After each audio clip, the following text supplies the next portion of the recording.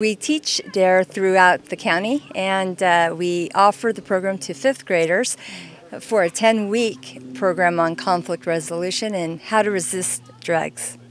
There's been some talk about cutting the program. What's going on with that?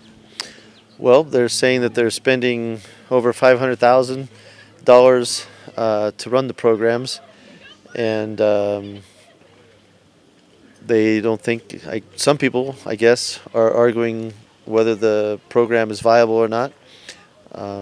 So we'll see what happens. Unfortunately, the figures are skewed. They don't spend $500,000 to run the program.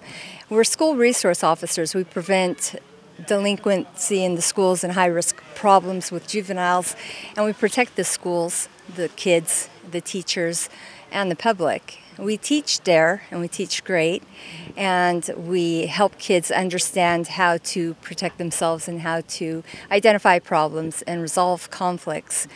But taking D.A.R.E. or G.R.E.A.T out of the schools or taking police officers out of the schools may increase the problem, since we're increasing class sizes, taking adults out with the layoffs and the closure of Mount Charleston Elementary School. It is frightening to be cutting more programs. So, are they just talking about cutting the programs or cutting the officers? Because I couldn't even imagine the schools operating without the resource officers.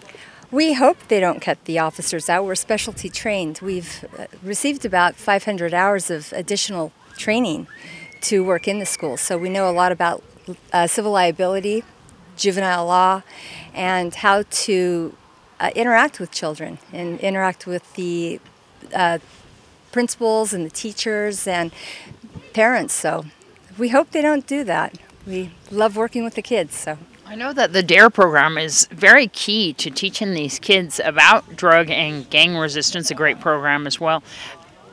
These are so key. These are something that the kids are very involved in. They also gain a relationship with the officers. Completely. As a school resource officer, we're providing additional resources for the students. As a mentor, coach, life coach, life skills is what we really teach in the programs.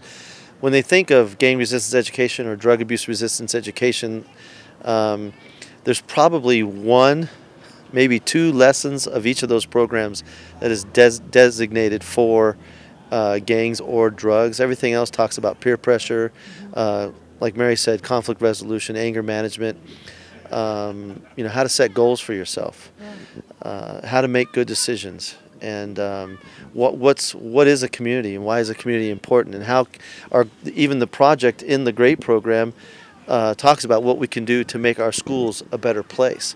So these are the things that we talk about, trying to give the kids resources for life, to make better choices. If they removed us from the schools, the calls would still be there and likely would increase, because we wouldn't be there to prevent the problems or to work with the kids to teach them how to resolve their conflicts, or to deal with cyberbullying, deal with the violence that they would face, or to be present to prevent any of that.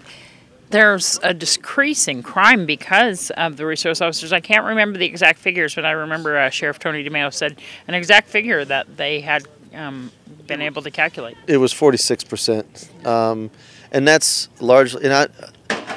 largely because of officer presence. But that 46% is also reflective of things, proactive things that the school has done, the school district has done, as well as juvenile probation. I mean, it's definitely a team effort.